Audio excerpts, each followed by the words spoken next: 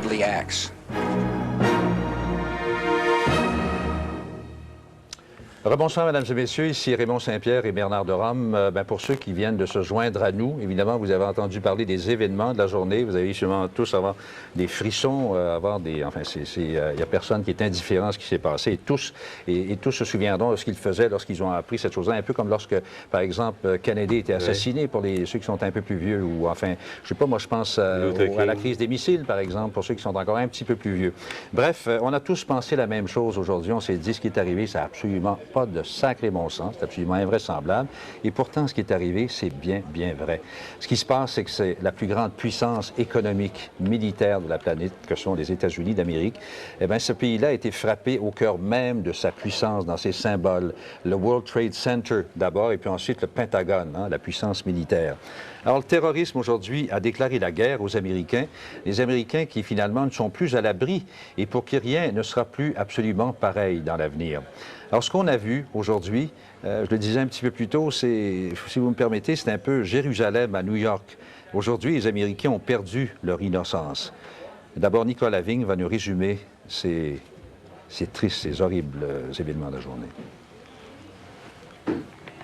8h56 ce matin, un avion commercial frappe de plein fouet le sommet d'une des tours du World Trade Center. L'impact a lieu entre le 80e et le 85e étage de la tour nord qui en compte 110. Il laisse un trou béant dans la façade. Une épaisse fumée se dégage. 18 minutes plus tard, un second avion frappe la deuxième tour et provoque une violente explosion. Le FBI retient la thèse de l'attentat. Des avions ont été détournés à Boston. La compagnie American Airlines confirme avoir perdu 2 appareils. Puis, United Airlines annonce qu'un Boeing 737 qui a frappé une des tours lui appartient. Les autorités américaines annoncent la fermeture de tous les aéroports et tous les avions sont cloués au sol. 9h05, la première tour du World Trade Center s'effondre. 23 minutes plus tard, c'est sa jumelle qui se désintègre. 40 000 personnes travaillent dans les 2 tours et 150 000 y entrent tous les jours. Le terrorisme gagne aussi Washington. À 9h53, un avion commercial de l'American Airlines frappe le Pentagone, le siège de la sécurité américaine, où se trouvent 24 000 personnes. Une partie de l'immeuble s'effondre. Le Pentagone et la Maison-Blanche sont évacués, ainsi que tous les édifices gouvernementaux. Une demi-heure plus tard, une voiture piégée explose devant le département d'État. Finalement, en Pennsylvanie, un Boeing de la United Airlines assurant la liaison Chicago-New York s'écrase près de Pittsburgh. Au total, 266 personnes étaient à bord des 4 appareils impliqués. Le président George Bush, qui se trouvait à Sarasota, en Floride, est informé dès les premières minutes du drame. J'ai donné des ordres, dit-il, pour que toutes les ressources du gouvernement soient mises en place afin d'aider les victimes et leurs familles et pour qu'elles procèdent à une enquête complète afin de trouver les coupables. Dans les rues de New York, c'est la panique. Des témoins voient des gens briser des fenêtres et sauter. Des dizaines de milliers de personnes recouvertes de cendres, certaines blessées, courent dans les rues en sanglots ou en poussant des cris d'horreur. Le bilan des morts et des blessés, on s'en doute, sera extrêmement lourd. En fin d'après-midi, le président Bush annonce que toutes les mesures sont en place pour protéger les Américains. L'armée aux États-Unis et à l'étranger est en état d'alerte maximale, dit-il, et nous avons pris les mesures nécessaires pour que le gouvernement puisse continuer à fonctionner. Le maire de New York, Rudolph Giuliani, a parlé d'un acte barbare et il a lancé ce message aux terroristes où qu'ils soient. Que New York et les États-Unis, dit-il, sont plus forts qu'une bande de poseurs de bombes. Plus tôt en avant-midi, des membres du Front démocratique de libération de la Palestine avaient revendiqué l'attentat de New York, mais le FDLP a par la suite démenti en être l'auteur. La piste du terrorisme est donc retenue, mais laquelle? C'est encore nébuleux. Des commentateurs américains ont commencé à pointer du doigt diverses organisations terroristes au Proche-Orient, notamment celle du milliardaire saoudien Osama Ben Laden. De son côté, le régime taliban d'Afghanistan a condamné les attaques terroristes par la voix de son ambassadeur au Pakistan. Nous ne permettons pas à Osama Ben Laden de mener ce genre d'activité à partir de notre pays, dit-il. Mais une chose est sûre, les États-Unis sont en état de siège, les Américains sont sous le choc et la vie à New York ne sera plus jamais la même. Nicole Lavigne, Radio-Canada, Montréal.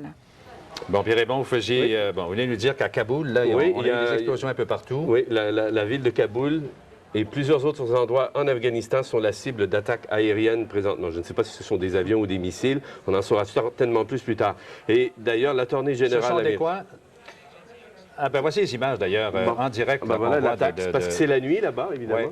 Oui, bien sûr. Alors de ces attaques-là au missile. Oui. Et on saura peut-être plus tard, on a pointé du doigt, là, plus tôt dans l'après-midi, des hauts fonctionnaires américains parlent évidemment d'Osama Bin Laden comme le possible coupable ou le principal responsable. L'attorney général américain John Ashcroft donnera une conférence de presse à 19h, ou en tout cas s'adressera à la presse. Peut-être que là, on en saura plus sur ces attaques. Et le président Bush doit toujours aussi s'adresser à la nation quelque part, à un moment donné, ce soir. Donc, il faudrait suivre ça. Ben Laden, qui est le suspect numéro 1. Suspect numéro 1. Ce qui est fantastique, c'est de conclure en fin de journée, si c'est le cas, qu'Osama Ben Laden serait responsable de ces attentats, voire de procéder à des répliques militaires et être incapable de le savoir hier. C'est presque criminel. Ça m'étonne beaucoup.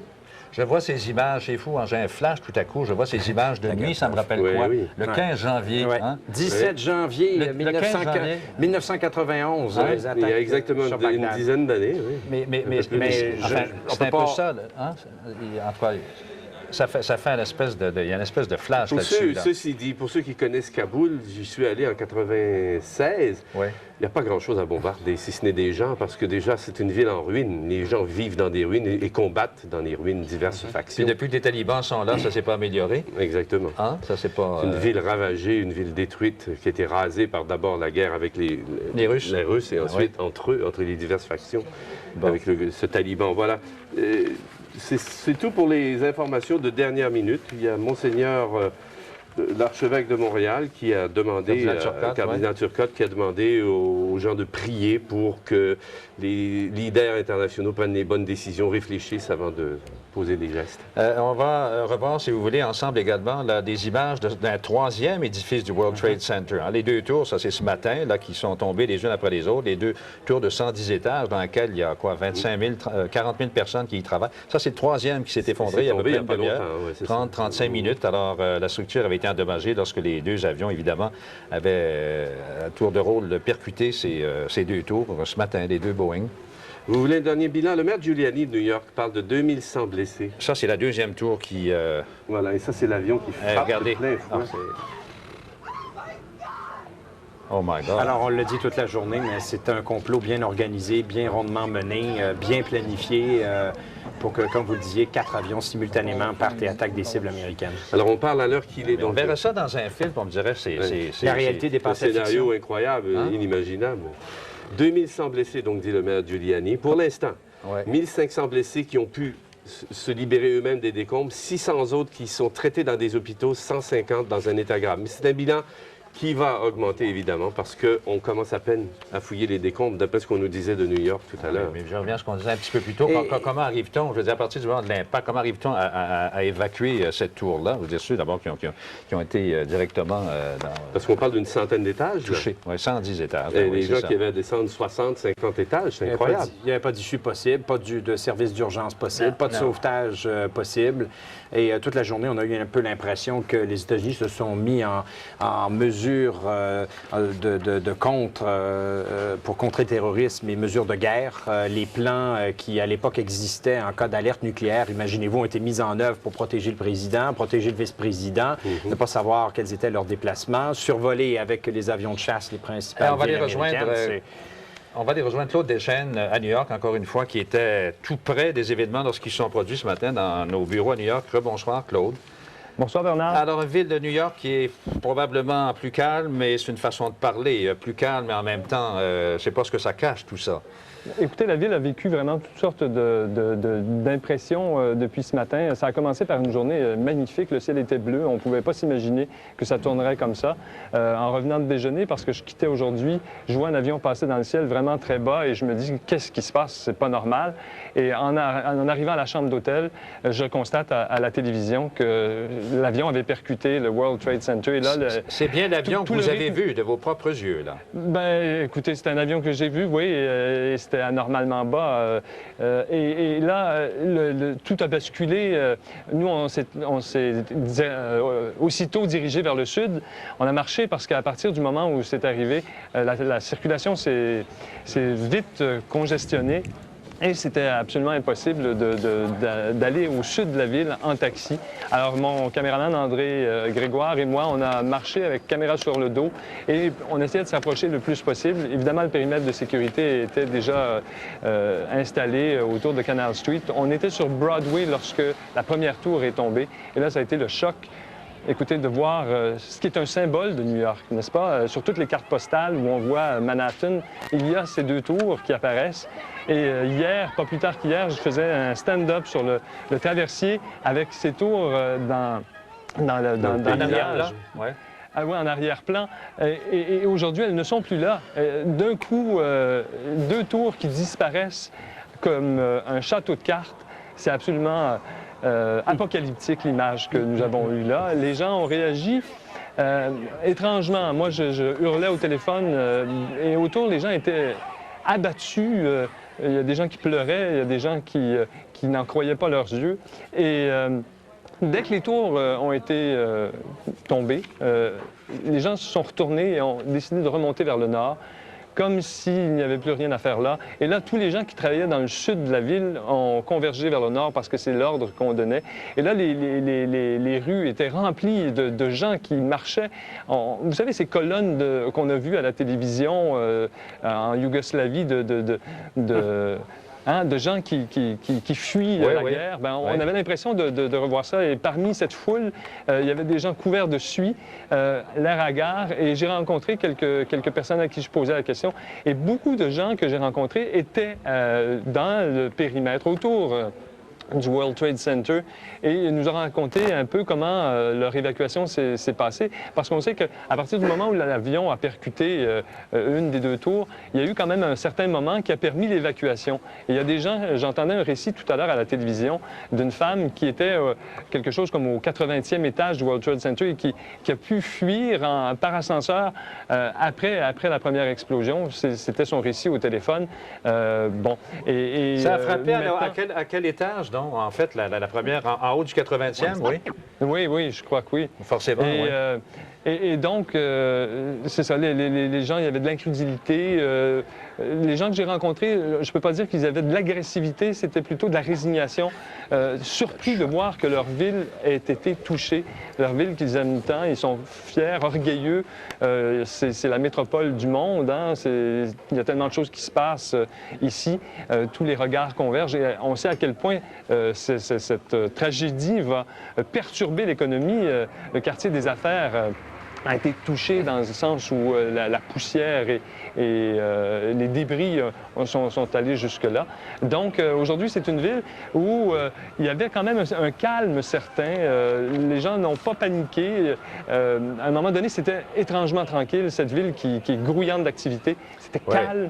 On n'entendait pas de bruit, sauf à un moment donné, une sirène ou un klaxon et des avions militaires qui survolaient le ciel. Et ça, je pense que ça donnait le frisson dans le dos parce qu'on se disait, mais merde, pardon.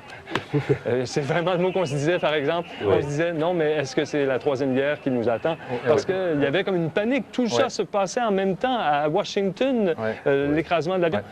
On a eu peur un peu pour nous, je vous avoue.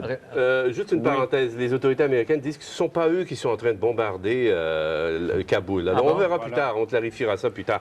Aussi, Claude, maintenant, on a ici le témoignage d'un père, Roger Fawcett, qui est porte-parole d'un centre médical, le centre médical Saint-Vincent à New York. Et il dit, lui, qu'il y avait déjà une espèce d'hôpital de fortune qui s'est installé au pied de la tour après que le premier avion l'ait frappé. Et que ces gens-là, donc, ensuite ont été victimes du deuxième avion et qu'il y a beaucoup de personnel médical qui est mort au sol. Est-ce que vous avez des informations là-dessus? Non, pas vraiment, mais on laisse entendre effectivement que du côté du personnel de sauvetage, de secours, tous ceux qui sont accourus, parce que lorsque la première explosion a retenti, on a demandé à tout le personnel des ambulances, pompiers, police, de converger vers l'endroit où on avait à secourir des gens. Et c'est sûr qu'il y avait des gens tout autour du World Trade Center qui ont dû être touchés par les retombées. Écoutez, c'est immense, cet édifice, et le périmètre autour duquel les interventions d'urgence se faisaient. Probablement qu'il y a des pertes de vie de ce côté-là. Mais pour le moment, on n'en est pas là. Il y a une note d'espoir. Tout à l'heure, à la télévision, j'ai vu un secouriste qui disait avoir réussi à secourir quelqu'un qui était pris dans les décombres du World Trade Center. Toujours coincé là. Alors, il y aura des histoires comme celle-là. Il va y en avoir, mais... Mais pour le moment, je pense que les New-Yorkais sont inquiets de savoir qu'est-ce qu'il arrive avec leurs proches. Les communications étaient impossibles pour ceux qui avaient des téléphones cellulaires. Pas moyen de communiquer. Nous, heureusement, on avait un téléphone avec un système canadien, donc ça nous permettait de vous appeler. Mais autrement, pas moyen de parler à personne. Il fallait marcher pour pouvoir se rendre à un endroit.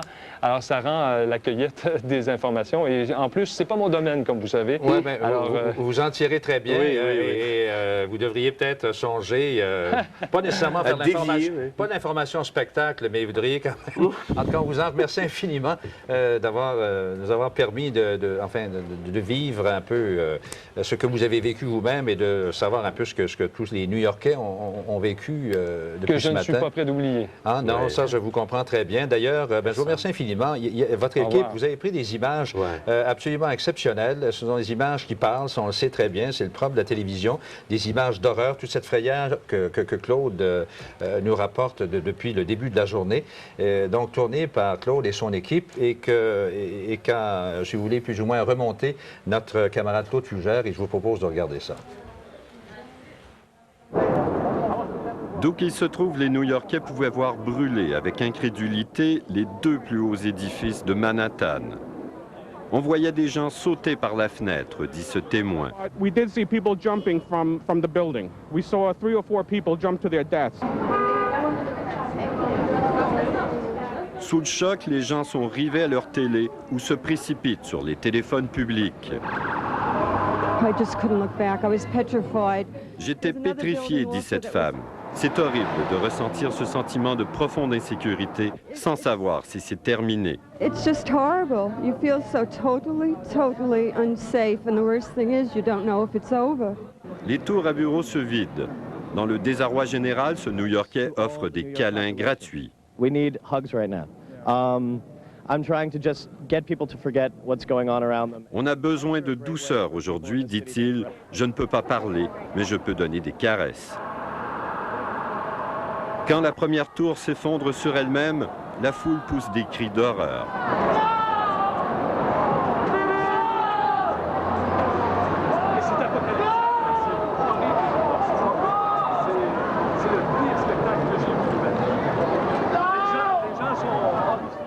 C'est plus un choc émotif, un symbole de la société américaine qui s'écroule. Je pense que c'est plus la rage que la peur que les Américains se sentent aujourd'hui. Moi, je me sens plus enragé qu'épeuré aujourd'hui, oui.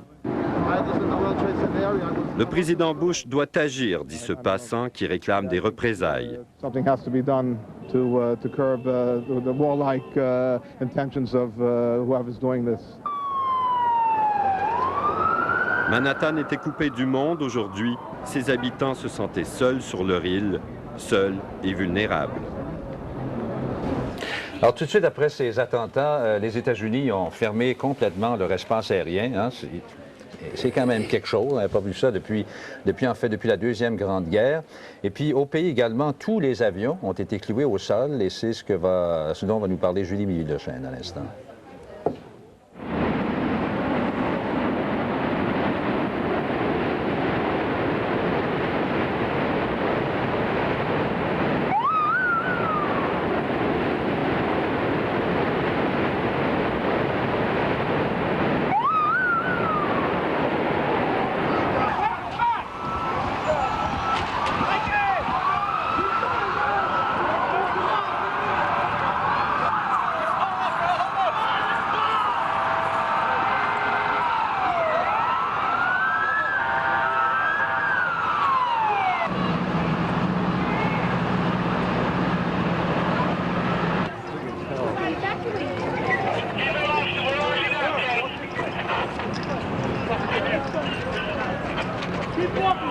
On s'excuse, on reviendra à Julie Mivnechane dans quelques instants. Raymond, concernant tous ces avions qui ont été détournés sur le Canada par mesure de sécurité... La GRC vient de confirmer qu'il y a 2 avions sud-coréens qui ont été forcés donc d'atterrir à Whitehorse. On avait peur qu'ils soient aux mains, justement, de personnes qui avaient détourné les 10 avions. On les a fouillés, on n'a pas trouvé de bombes. Et là, on attend de savoir quoi faire avec ces avions. Ils ne peuvent pas redécoller, ils ne peuvent pas aller aux États-Unis de toute façon, pas pour l'instant. Bon, alors je me dis, toutes les mesures de sécurité qui ont été prises dans le cas de Air Force One, par exemple, l'avion du président des États-Unis, qu'on a fouillé, refouillé à plusieurs reprises, je veux dire, et puis il y a 2 Air Force One de toute manière, comme il y a souvent 2 convois du président des États-Unis, vous qui avez été un bon bout de temps à Washington. Oui. Et bien là, le président, d'ailleurs, a dû voler aujourd'hui avec très peu de journalistes, et il y avait seulement son avion. Il devait y avoir un pool très fermé de 3, 4 ou 5 journalistes maximum. Et évidemment, tous ses déplacements étaient secrets. On apprenait où il se rendait une fois qu'il était arrivé à l'endroit où il allait. Là, en ce moment, il s'est rendu jusqu'au Nebraska, dans une importante base militaire américaine. Et on nous dit qu'il rentrerait à Washington ce soir pour faire sa déclaration. Mais ça, on n'a pas de confirmation Oui. Ben, toute la journée, les États-Unis, enfin, le commandement politique et militaire américain s'est mis en mode comme si c'était une attaque nucléaire. Alors, toutes les procédures prévues pour cacher, pour préserver les secrets des déplacements du président, du vice-président. Le président était séparé du vice-président.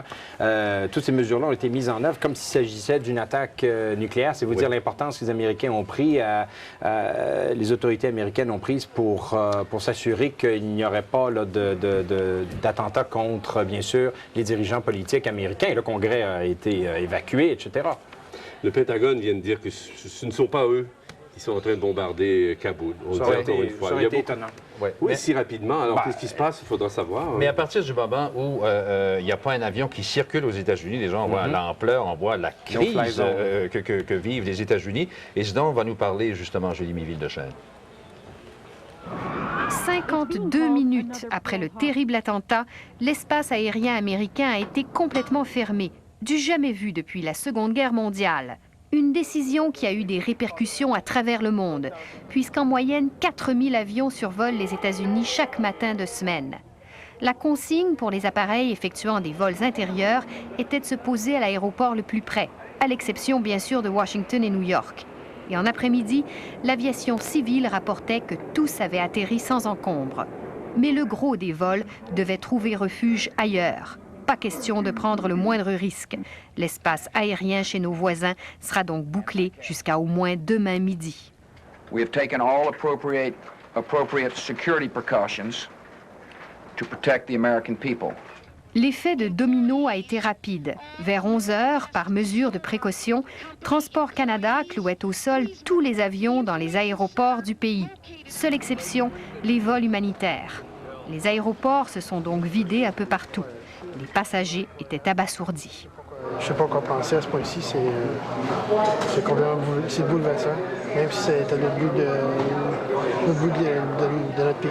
Les appareils qui avaient déjà décollé vers les États-Unis ont donc dû rebrousser chemin.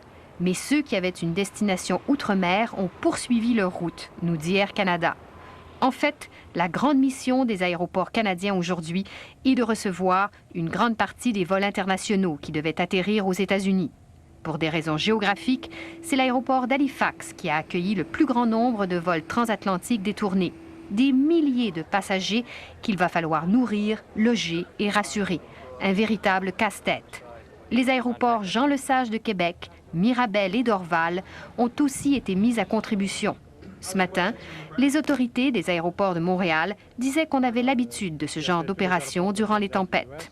Nous sommes habitués de comméder ce genre de trafic. Ce n'est pas le problème de trafic d'avions qui m'inquiète, franchement, c'est le durée le problème. James Sherry participait ce matin à Montréal à une conférence internationale de directeurs d'aéroports. Les congressistes américains catastrophés ont vu en direct la série d'attentats dans leur pays. À Toronto, le plus gros aéroport au pays, des mesures de sécurité exceptionnelles et des fouilles systématiques se sont déroulées dans la foulée de l'attentat.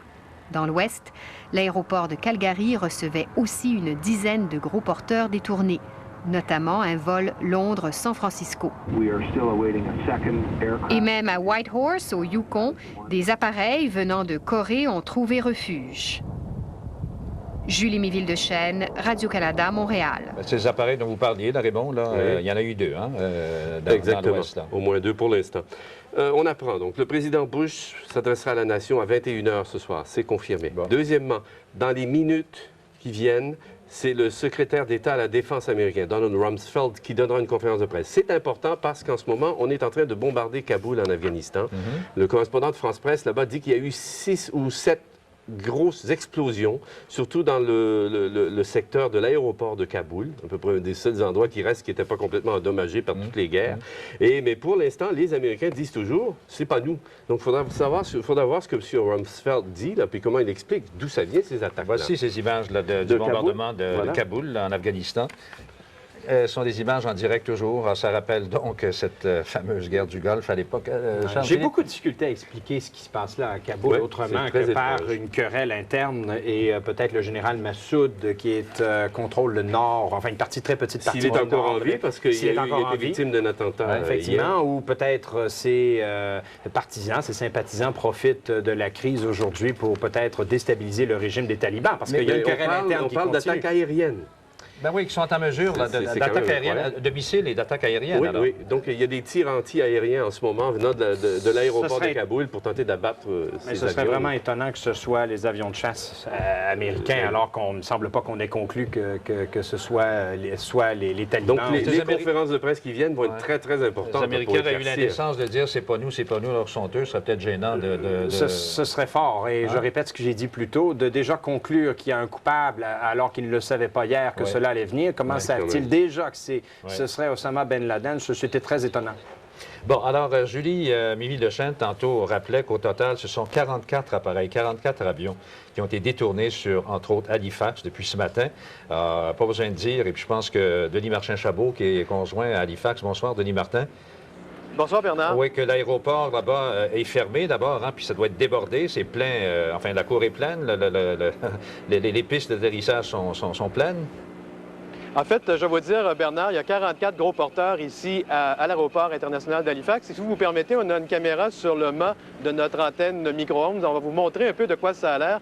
On a l'impression que l'aéroport d'Halifax est devenu un stationnement, un parc aérien de gros porteurs d'un peu partout dans le monde. Mais c'est pas seulement qu'ici où ça se passe. Il y a présentement 47 avions qui sont également dans cette situation à Gander, à Terre-Neuve, et aussi à Saint-Jean-de-Terre-Neuve. Il y a 27 avions qui sont également là.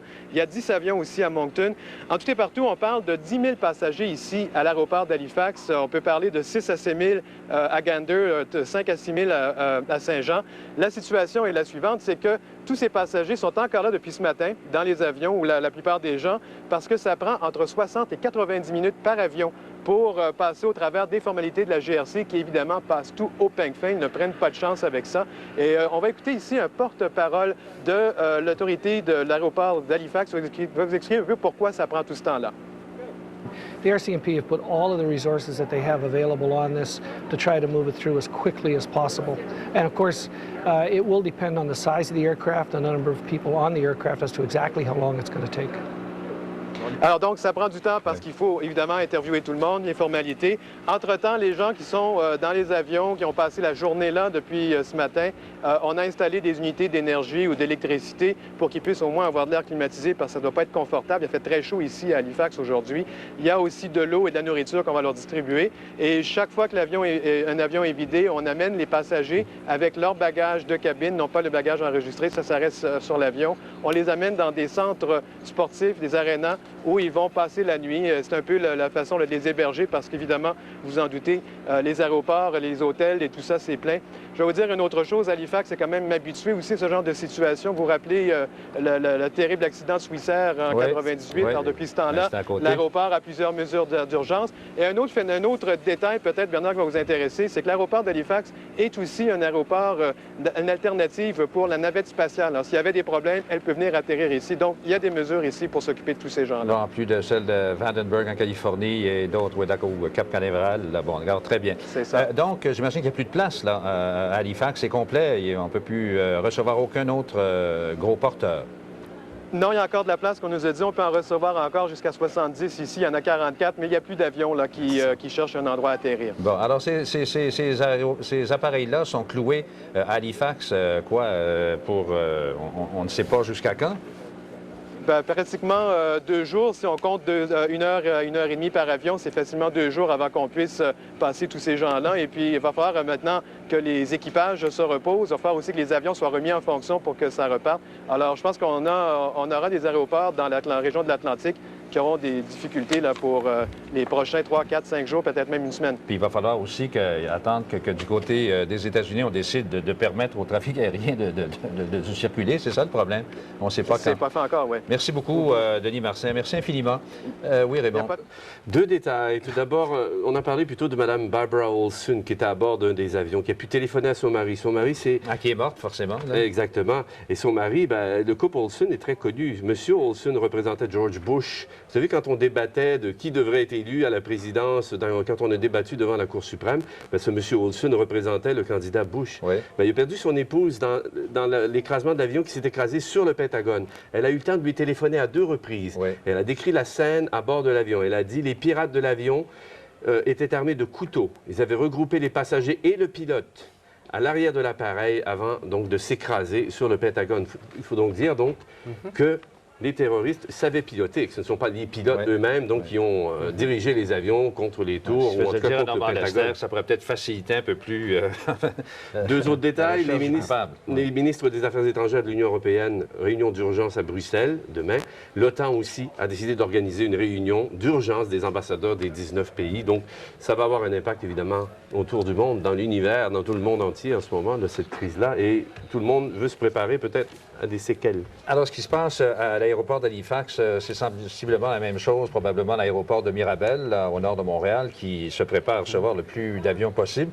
Jean Sayer, bonsoir. Bonsoir, Bernard. Alors, qu'est-ce qui se passe? Décrivez-nous un peu. Est-ce qu'il y a beaucoup d'avions qui... On a les chiffres officiels, enfin, de l'aéroport de Montréal. Il y a 14 avions gros porteurs qui sont attendus. Là-dessus, il y en a 11 qui sont déjà arrivés, Bernard, et ça a commencé depuis 10h55 ce matin.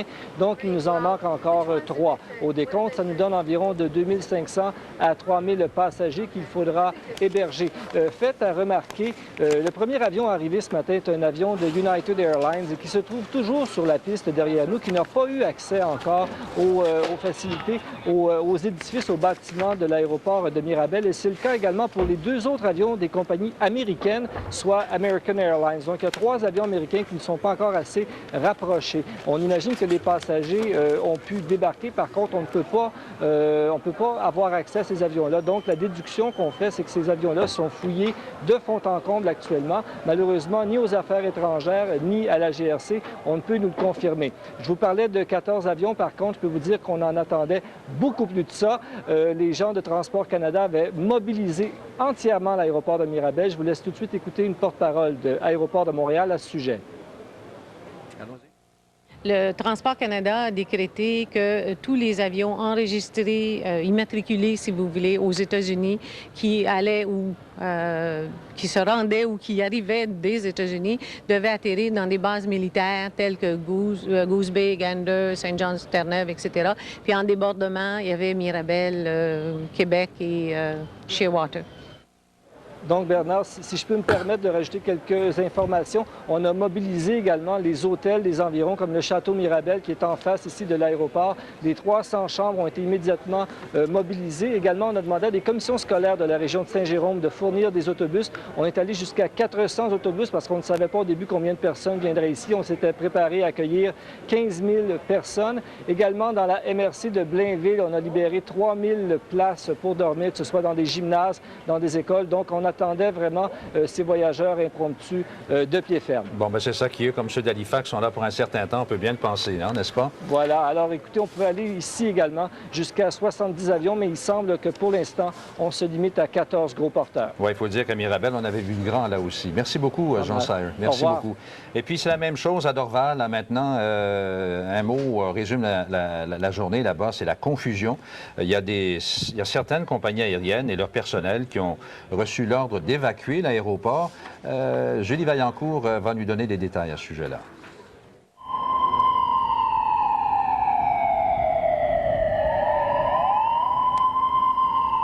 Et on a eu des informations que l'aéroport devait être évacué. Cependant, on a ensuite eu le mot d'ordre que c'était annulé parce qu'il y a des avions qui s'en viennent, là. Donc, les opérations vont continuer, ou du moins l'aéroport est encore ouvert. C'était la confusion la plus totale qui régnait à l'aéroport de Dorval ce midi. Après un moment de flottement, bien que plusieurs employés de compagnies aériennes comme Air Canada aient été évacués, le mot d'ordre de Transport Canada est tombé. Les opérations à l'aéroport de Dorval sont normales. Dans la définition du mot normal, si l'on considère qu'il n'y a pas de départ, mais qu'il y a des atterrissages lorsque le gouvernement ou lorsque Transport Canada demandera des atterrissages pour l'aéroport de Dorval. Les voyageurs inquiets suivent les informations à la télévision. Plusieurs, comme cet Australien, devaient se rendre aux États-Unis. On était en vol. Après 1 heure de vol, le commandant dit on va retourner pour Montréal.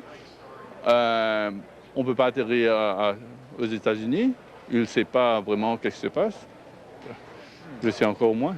Évidemment, pour les pilotes d'avion, une tragédie comme celle d'aujourd'hui est plus qu'inquiétante. Mais depuis le début des années 70, où on a commencé à mettre de la sécurité aux aéroports dû au terrorisme, ça ne fait que s'escalader. Et puis je pense qu'à ce moment-ci, il faudra s'asseoir puis regarder les changements qu'il faut apporter parce que ça doit cesser. Julie Vaillancourt, Radio-Canada, Dorval. Alors, okay. Jean Gueroy, oui, bonsoir à Dorval. Alors, quelle est la suite des événements après ce que Julie vient de nous raconter? Alors, l'aéroport est pratiquement désert au moment où on se parle. Bernard, on attendait ici 11 avions, mais finalement, tout est pour tout. C'est des avions qui venaient d'Europe et qui étaient destinés aux États-Unis et qui ont été détournés ici. Le bilan total, ce ne sont que 4 appareils, finalement, qui ont atterri à Dorval. Il y en a un 5e qui vient d'arriver tout juste, qui est parti de Prague un peu plus tôt, donc aujourd'hui, mais sa destination finale était Dorval. Il y a des mesures de sécurité quand même un peu plus strictes qui ont été prises. Tantôt, on a vu des chiens pisteurs qui reniflaient donc du matériel qui était déchargé donc de cet appareil en provenance de Prague. On a senti donc la confusion, vous l'avez dit tantôt, c'était ce qui se passait ici à Dorval. Il y a eu donc quand les gens, mais on n'a pas retenu les gens dans leurs appareils, on les a fait passer, disons, à travers les douanes. À 4 appareils, ça va un peu mieux qu'à 44. Tout à fait. C'est vraiment pas ici que ça se passe. Alors, vous m'entendez toujours, Bernard? Est-ce que l'aéroport va reprendre ses activités demain? Est-ce que vous en savez quelque chose? On nous a dit, d'après ce que le directeur des opérations de l'aéroport de Dorval nous a dit, c'est que demain, à partir de midi, donc des vols pourront quitter Dorval, mais pas à destination des États-Unis, à destination du reste du monde. Alors, je ne sais pas si on peut vous faire entendre, bon, on parlait de confusion tantôt, il y a des gens, la plupart des gens ont pu se trouver un endroit. Les lignes aériennes, pour la plupart, aidaient les gens à se trouver du logement, payaient même le logement pour les gens. Cependant, ce n'est pas le cas de toutes les compagnies aériennes. Certaines personnes nous disaient avoir eu des problèmes donc avec Air Canada. On peut écouter donc des voyageurs, des touristes français. Et puis après ces touristes, vous allez entendre une représentante de la Régie régionale de la santé de Montréal qui est venue faire un tour ici. Ils ont commencé à déployer des mesures d'urgence, mais qu'ils ont vite cessé de déployer. Alors on peut écouter ces interventions. Merci. Est-ce que c'est possible ou pas? Je ne sais pas. Il y avait des possibilités de se loger au 2e étage et passer toute la nuit ici. Et que c'était à nous de nous débrouiller. Et qu'à Montréal, c'était complet. Puis apparemment, Air Canada nous dit de nous débrouiller, tranquillement, à nous trouver un hôtel, bien qu'il n'y en ait pas dans la région de Montréal. Donc, à moins de repartir camper dans les Laurentides, je ne sais pas trop ce qu'on va faire. Oui, certainement, il y a certaines personnes, peut-être en difficulté, probablement qui n'ont pas une place pour hébergement ce soir. C'est la difficulté de quelques personnes, mais j'ai remarqué que les compagnies aériennes, à ce moment, ils ont organisé mieux et ils se semblent d'être en charge de leurs passagers. Bon, alors, au moment où on se parle, vient de se joindre à nous une Mme Pascale Brion, je dis bien, oui, qui est psychologue, spécialiste en stress post-traumatique. C'est bien ça? Exactement. On va juste un petit mot, là. Je pense que je le disais à M. David avant. Je pense qu'il n'y a personne. J'ai reçu des appels de partout. Avez-vous reçu beaucoup d'appels? Oui, tout à fait. Je pense que ça a touché tout le monde. Qu'est-ce que les gens vous disaient?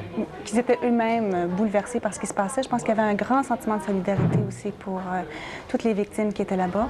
Je pense que le fait que ça a touché un symbole de la société américaine à ce point, ça a ébranlé la sécurité de tout le monde. Quel est l'impact dans la population d'une tragédie comme celle-là par rapport à une tragédie naturelle, par exemple? Comment vous comparez les deux? C'est un des facteurs qui va faire en sorte que les séquelles soient particulièrement dévastatrices au point de vue psychologique. Parce que quand c'est causé par la main de l'homme, la première chose qui nous vient à l'esprit, c'est que ça aurait pu être évité. Et on remarque ça dans les études avec les événements traumatisants, comment les désastres causés par Dieu, hein, on appelle ça désastres naturels ou act of God, entraînent moins de séquelles psychologiques. Alors que quand c'est des événements traumatiques causés par la main de l'homme, on peut se dire ça aurait pu être évité. Et c'est aussi très difficile de trouver un sens à ce qui s'est passé. Est-ce qu'ils vont revendiquer quelque chose? Est-ce que c'est pour le bien qu'ils font ça? Est-ce que c'est juste de l'inutilité? Comment légitimer une telle action? Est-ce qu'il y a autant de morts et de blessés pour rien? Et ça, c'est très, très difficile au point de vue. Ça a un impact aux États-Unis, évidemment, gigantesque, mais ça a aussi un impact ici, à votre bureau même aujourd'hui. Bien, effectivement, à la clinique, on a eu tous les clients qui sont venus nous rencontrer aujourd'hui nous ont parlé de ça. Ça touche tout le monde. Hein. Ça ressemble un petit peu à ce qu'on a vécu avec Polytechnique. Ici, ça touche tout le monde. Tous les Québécois se sont sentis concernés. Mais c'est plus que de la solidarité, c'est ça. Là, je veux dire, il y a un sentiment de crainte, de peur. Je veux dire, quand le poil sur les bras, là, se met d'horreur. D'horreur de voir que la nature humaine peut être aussi méchante, peut être aussi méchante inutilement. Et ça bouleverse la conception du monde et de la vie. Et ça fait en sorte qu'on est en détresse à ce niveau-là. Aujourd'hui, il y a des enfants qui ont regardé la télévision. Oui. Peut-être à l'école, peut-être à la maison. Qu'est-ce que vous dites aux enfants? Qu'est-ce que les parents doivent dire aux enfants? Les enfants qui ont peur, ils voient ça. On voit une tragédie de cette ampleur-là quand on est jeune. On est touché directement. On pense que c'est souvenirs, oui, exactement. On en a vécu. Kennedy, Luther King et les émeutes. Les avions russes qui se promenaient au-dessus du ciel. Oui, la crise cubaine, on avait peur. On se mettait sous les pupitres à l'école. On avait des... Bon, aujourd'hui, les enfants ont eu le même choc qu'on a eu, nous, quand on était petits, dans des crises comme ça. Et sûrement pire parce qu'il y a plus d'images encore. Oui. On a des témoins qui parlent toute la journée. Qu'est-ce que vous dites aux parents? Qu'est-ce que les parents doivent faire avec leurs enfants aujourd'hui pour qu'on digère mieux une épreuve comme celle-là? Je pense que d'abord, avant qu'ils disent quelque chose, il faut que les parents écoutent ce que les enfants ont à dire. La première chose qui va frapper les enfants, c'est comment la fiction a rejoint la réalité aujourd'hui. Hein. On regarde les jeux vidéo où il y a des ébranlements de buildings, on va regarder des films où les extraterrestres nous envahissent et nous détruisent. Et là, maintenant, c'est ce qui est arrivé à la télévision. Donc, je pense que la première chose à faire, c'est de laisser la place aux enfants. Qu'est-ce qu'ils en pensent? Qu'est-ce qui a été dit comme rumeur à l'école? Comment ils se sentent? Qu'est-ce qu'ils craignent? D'abord. Ensuite, les rassurer aussi qu'effectivement, il y a des personnes qui sont méchantes dans le monde, que c'est pas courant, que ça arrive, mais que papa, maman sont là. Et reprendre les routines aussi de la vie quotidienne. Et ça va être très important pour leur donner un cadre. Une autre question. Est-ce qu'on doit laisser la télé à nos émissions ce soir, par exemple? Est-ce qu'il faut vraiment qu'on vide la question, que les enfants voient vraiment tout ce qui s'est passé, puis qu'ensuite, pour qu'ils puissent mieux le digérer? Je suis pas sûre. Je pense que ça dépend beaucoup de l'âge des enfants et de comment les parents vont sentir les enfants quand ils vont les parler. On n'agit pas de la même façon avec un enfant de 5 ans et avec un adolescent de 14 ans qui est capable de voir ces images-là. Il faut être conscient quand même que ce sont des images très percutantes qui nous ont nous-mêmes bouleversés. Oui. Et je pense qu'il faut user de notre bon sens de parents, de ne pas montrer des images qui peuvent faire en sorte de créer des cauchemars aux enfants et les insécuriser. J'ai vu dans bien des zones de monde où il y avait des conflits, justement des conflits ouverts, où des enfants avaient vécu des épreuves, on les faisait dessiner beaucoup pour qu'ils s'expriment. Est-ce que c'est une bonne idée, ça aussi, de dessiner leur journée? Tout ce qui va être expression émotionnelle de ce qu'ils ont vécu, ça va être une excellente idée. Et tout ce qui va être rassurer, réconforter, reprendre les petites routines sécurisantes, ça va être aussi une bonne idée. Bon, on se pose bien des questions, le pourquoi. Je veux dire, vous avez fait presque allusion au sentiment de... Oui. Je m'excuse, on me dit que voici M. Rumsfeld, donc à Washington, qui secrétaire à la Défense. Come down and has been with us. We've very recently had a discussion with the President of the United States. Chairman Hugh Shelton has just landed from Europe. Le président, Secretary of the Army, le directeur Tom White, Hugh Shelton du Pentagone vient d'atterrir avec le président. D'autres personnes ayant des responsabilités dans de tels événements sont également avec moi ici au podium. Il s'agit là d'une indication du bon fonctionnement du gouvernement américain au cours de cet acte terrible contre notre pays. Je devrais rajouter que ce point de presse se passe dans le Pentagone lui-même. Le Pentagone fonctionne et il fonctionnera demain comme si rien ne s'était passé. Je sais que vous êtes intéressé à savoir combien il y a eu de morts et de blessés. Eh bien, je ne peux rien vous donner de concret À ce moment-ci, les différents services sont en train de vérifier leur liste de personnel et je vous mettrai au courant aussitôt que j'aurai ces informations. Il me fera plaisir de répondre aux questions. Après avoir demandé premièrement au général Shelton s'il a quelque chose à nous dire, et ensuite nous permettrons aux autres également de faire une remarque ou deux. Merci, Monsieur le secrétaire. Mesdames et Messieurs, comme le secrétaire de la Défense vient de vous le dire, nous avons vu une tragédie, un acte terroriste horrible effectué contre des civils et des militaires qui ont tué et blessé beaucoup de citoyens de notre pays. J'adresse mes condoléances à toutes les personnes, à toutes les familles dont les parents ou les proches travaillent au ministère de la Défense et également à toutes les familles américaines qui ont perdu des êtres aimés aujourd'hui. Je crois que c'est un rappel des dangers tragiques auxquels nous devons faire face à la fois ici en Amérique et à l'étranger. Je vous dirai tout de suite que je n'ai pas l'intention de discuter les événements d'aujourd'hui, mais ne vous trompez pas, les forces armées américaines sont prêtes. Maintenant, le président du comité des forces armées, M. Levin. Notre intention, à l'heure actuelle, est d'aider les familles de ceux qui ont été blessés et tués. Mais nous sommes également déterminés à empêcher toute autre attaque et notre unité nous permettra de poursuivre, de trouver et de neutraliser les terroristes qui ont conduit ces attaques. Ils sont l'ennemi collectif du monde civilisé. Nos institutions sont fortes et notre unité est palpable. Le sénateur John Warner. Merci. Comme ancien président du comité des forces armées, ayant précédé Carl Levin, je peux vous dire que le Congrès est derrière le président et que le président parle pour notre nation tout entière. Il s'agit, en effet, de l'heure la plus tragique dans l'histoire américaine. Mais je crois que ça peut être sa plus belle heure également. Alors que notre président et ceux qui sont avec lui, le secrétaire de la Défense et les autres, et les hommes et les femmes en armes de notre pays se tiennent prêts à défendre non seulement notre pays, mais tous nos alliés contre d'autres attaques, mais également de prendre les actions qui s'imposeront à l'avenir pour venger cet acte terroriste. Cette série d'actes terroristes sans précédent dans l'histoire humaine. Nous demandons au monde entier de nous prêter main forte, car le terrorisme est l'ennemi commun de nous tous. Et nous sommes engagés dans ce combat ensemble avec tous les autres pays du monde. Donc, il faut que les pays nous appuient pour que ceux qui ont commis cette attaque en soient imputables. Nous avons parlé avec le président il y a quelques moments. Il a une compréhension ferme de cette situation. Le secrétaire de la Défense est en contact avec nos forces armées partout dans le monde. Merci beaucoup. Nous allons maintenant répondre à quelques questions et ensuite ce sera la fin de ce point de presse. Monsieur le secrétaire, est-ce que vous avez eu un aperçu, une nouvelle, une information laissant présager un tel... Charlie, nous ne discutons pas de questions de renseignement. Mais, Monsieur le secrétaire, comment est-ce que vous allez réagir si vous découvrez que c'était effectivement le cas? Je crois que le président s'est exprimé sur ce sujet et ce soir, il parlera de cette question et d'autres questions.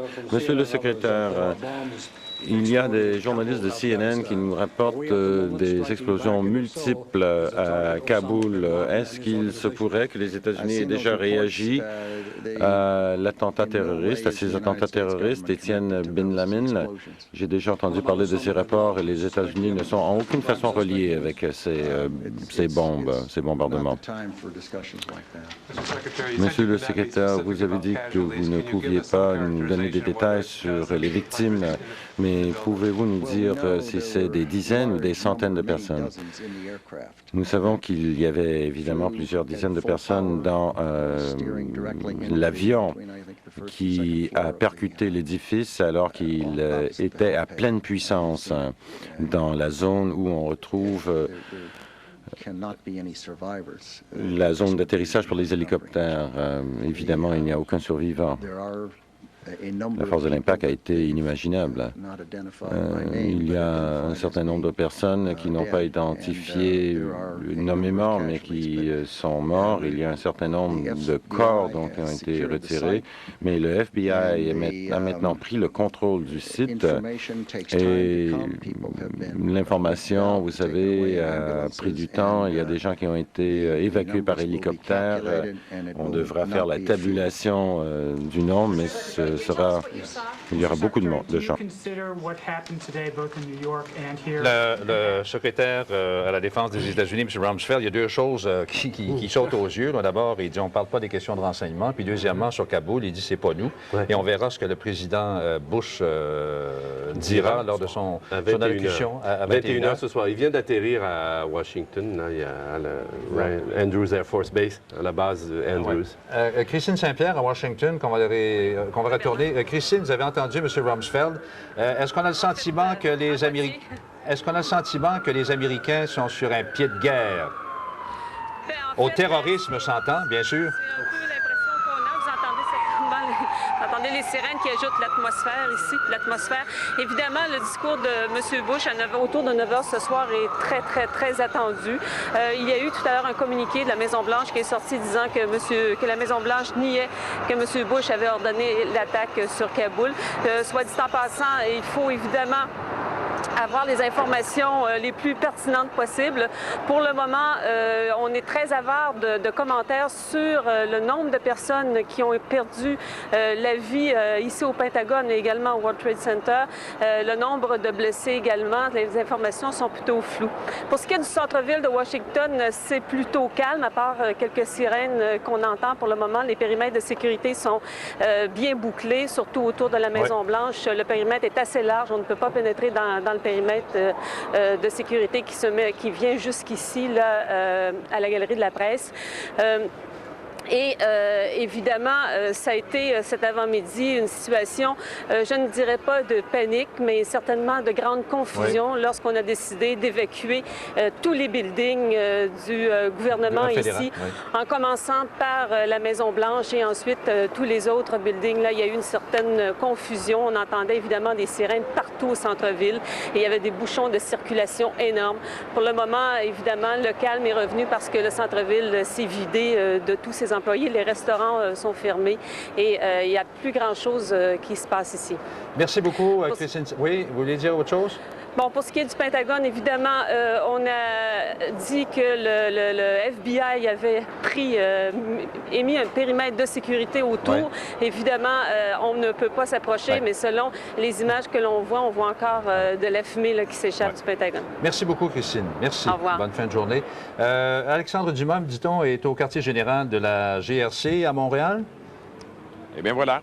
Oui, alors, dites-nous ce que vous entendez de ce côté-là, des mesures de sécurité. Évidemment, le commissaire en a parlé un peu plus tôt, là. Oui, effectivement, mais du côté de l'ensemble des forces policières réunies ici à Montréal et au Québec, Bernard, ce sont tous les services de renseignement qui s'activent comme de véritables fourmilières au moment où je vous parle. Ce sont aussi des policiers qui sont dégagés pour aller faire de l'observation rapprochée dans les environs de lieux qui sont réputés être fréquentés parfois par des gens que l'on associe souvent dans les enquêtes de sécurité à ces groupes terroristes internationaux, puisqu'on sait que Montréal, au dire même de plusieurs experts policiers, ça a été ici un territoire assez propice là, de transit, tout au moins, à plusieurs acteurs là, dans des grands mouvements terroristes internationaux. Et un peu plus tôt, on nous disait également qu'on augmentait la surveillance là, de façon significative, Bernard, à tous les postes frontaliers.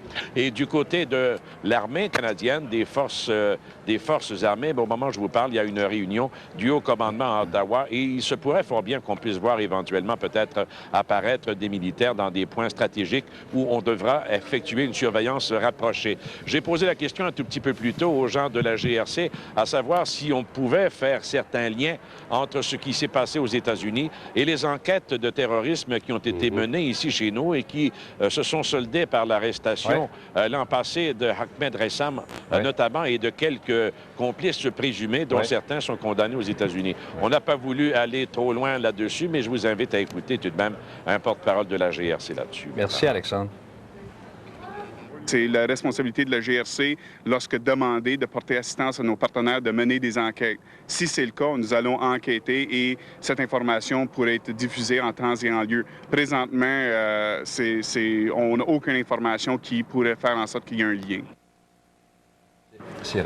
Alors, Bernard, du côté de la CUM et du service de la protection civile, là où on voit normalement l'application des mesures d'urgence, forcément, on se dit estomaqué et on se dit un tout petit peu dépassé. Tout ça dépasse l'entendement. Admettent même les dirigeants là, de la sécurité civile. Un tout petit peu plus tôt cet après-midi, on nous affirmait, par contre, avoir constitué des comités qui font une vigie là, d'heure en heure et des centres d'observation, des centres de traitement de l'information ont été ouverts. Ils le demeureront 24 heures par jour, tant et aussi longtemps que le commandera la situation, face à laquelle ici, par contre, on se dit prêt.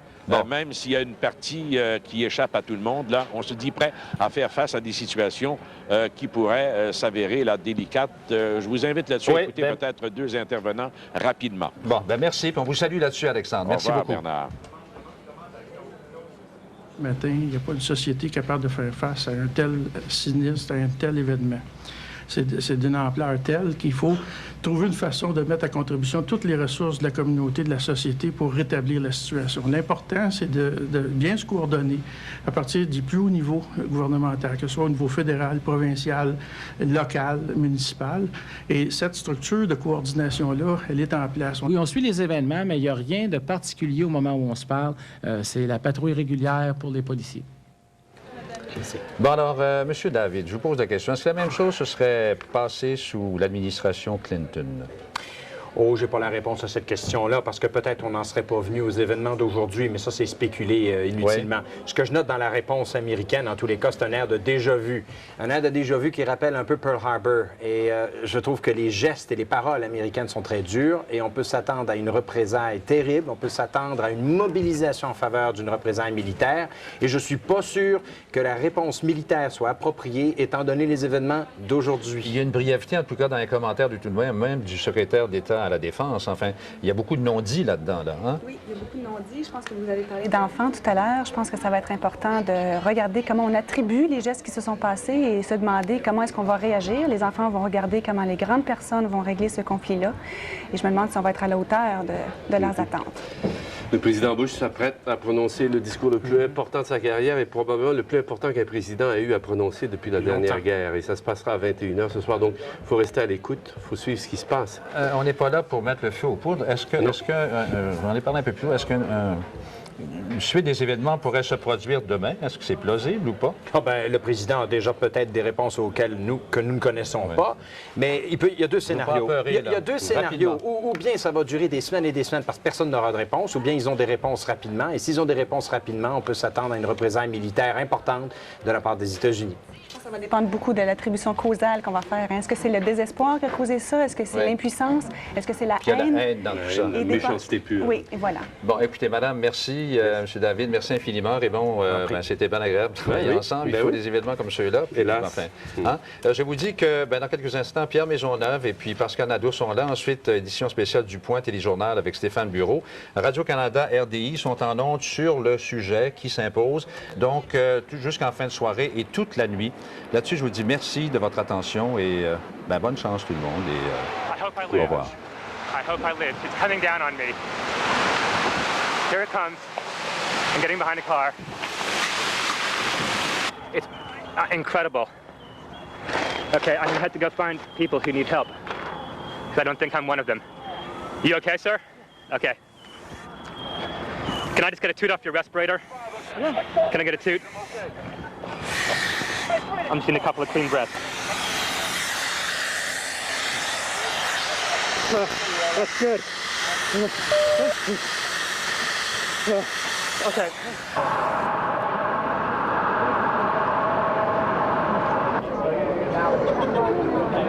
Ensuite, il y a une chose qu'on peut voir parce que moi, ça n'arrive pas à faire communication avec lui. Ça tombe, ça tombe.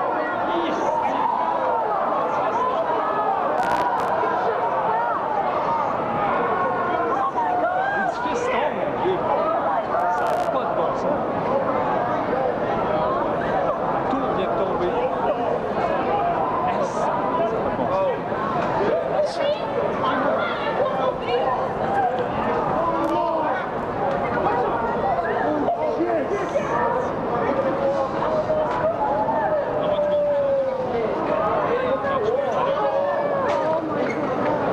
Oui, s'il vous plaît.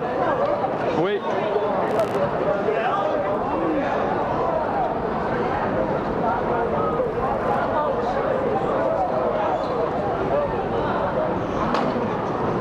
It was like a cloud of ash that was just darkened like Sodom and Gomorrah in the Bible, and it was very bad.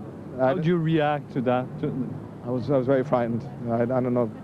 I think something has to be done to curb the warlike intentions of whoever's doing this.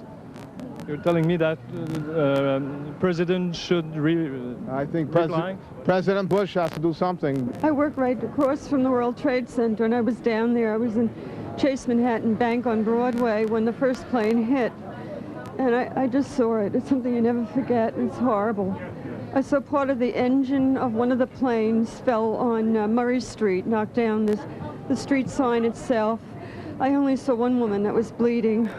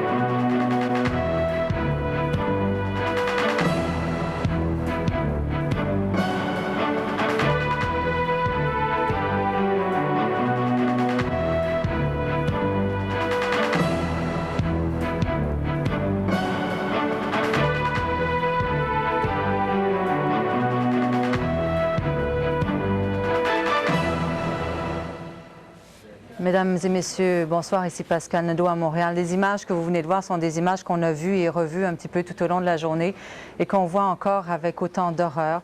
Personne n'aurait pu imaginer une catastrophe aussi terrible, un acte terroriste d'une telle violence. On a frappé le cœur des symboles financiers et militaires américains, le World Trade Center, qui n'est plus, et le Pentagone. Voici une vidéo amateur qu'on vient de recevoir il y a à peine une demi-heure. Vous y voyez le deuxième avion percuter l'une des deux tours du World Trade Center de plein fouet. Des images absolument saisissantes.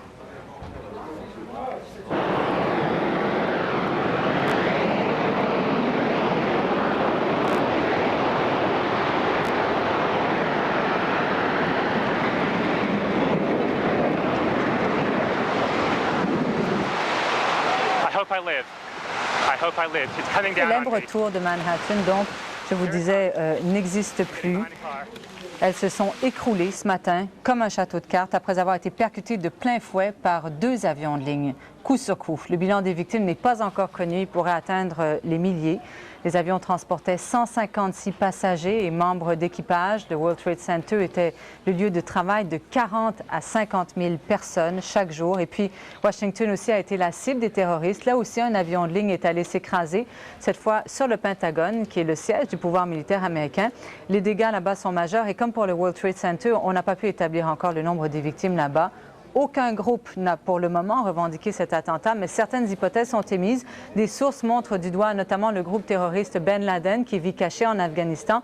D'ailleurs, ce soir, la ville de Kaboul, en Afghanistan, est sous un tir nourri de missiles. Et bien sûr, spontanément, on a tous pensé que c'était là la riposte américaine, mais voilà, parce que donc cet ennemi numéro un des Américains, Ben Laden, se cache en Afghanistan. Mais Christine, ça a été démenti, ce n'est pas le cas. Pour le moment, les informations qui ressortent, c'est qu'à la Maison-Blanche, selon un communiqué, c'est un communiqué qui dit que la Maison-Blanche nie que le président Bush ait ordonné ces attaques sur Kaboul, mais évidemment, les informations on est avare de commentaires sur les informations que l'on peut donner, mais pour le moment, c'est ce qui ressort. Ce qui est important de retenir, c'est que M. Bush, le président Bush, vient d'arriver ici à Washington. Son hélicoptère vient tout juste d'atterrir. Son discours ce soir, évidemment, vers 9 h est très attendu. On s'attend à ce que le président Bush ait un discours extrêmement musclé parce que plus tôt dans la journée, il a promis que les gens qui